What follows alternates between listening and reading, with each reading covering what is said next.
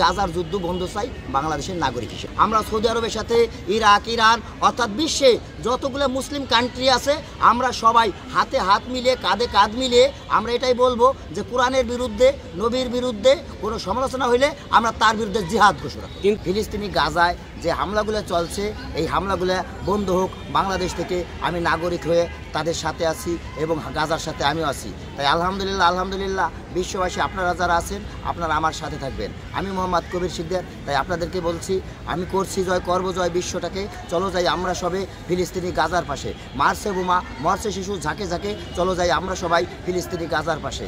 আলহামদুলিল্লাহ বাংলাদেশ থেকে গাজাকে সুন্দরভাবে পরিচালনা করার জন্য যাতে যুদ্ধটা বন্ধ হয় এই জন্য আমরা সারা বিশ্বের থেকে যারা আমরা মুসলিম আছি আমরা সবাই যেন এক হয়ে একযোগে আমরা এই কাজটা করি যাতে বিশ্বের দিকে শান্তি আসুক, আমরা যেন কোনো অশান্তিতে না পড়ি। তাই আমার ধর্ম ইসলাম ধর্ম, শান্তির ধর্ম।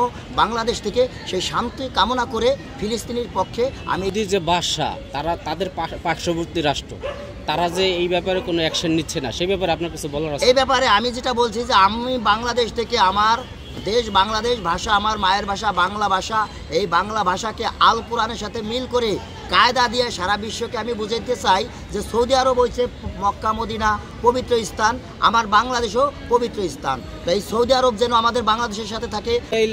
যে ইরান হামলা করছে এটা জানেন আপনি? হ্যাঁ। এখন ইসরায়েলের পক্ষে অনেকেই মানে চুপ করে রয়েছে। হ্যাঁ।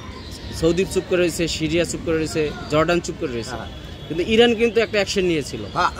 আমি বলতেছি যারা হচ্ছেন এনজিও কিছু রাষ্ট্র আছে বিশ্বের ভিতরে যারা ডলারকে নিয়ে আমাদের ইসলামের বিরোধিতা, এনজিওরা যারা একটা ষড়যন্ত্র চক্রান্ত করছেন এই এনজিওগুলোর বিরোধিতা আমরা করতে চাই। যে এনজিওরা কখনো আমাদের ইসলামকে, আমার নবীকে মানে নাই, তারাই ইসরায়েলের সাথে আমার নবীর বংশের সাথে শহীদ করে দিচ্ছেন, হাসান হোসেনকে শহীদ করে দিচ্ছেন এবং সেই ইসলামকে ধ্বংস করার জন্য এই ইহুদি ইসরায়েল এরা আজও লেগে আছেন।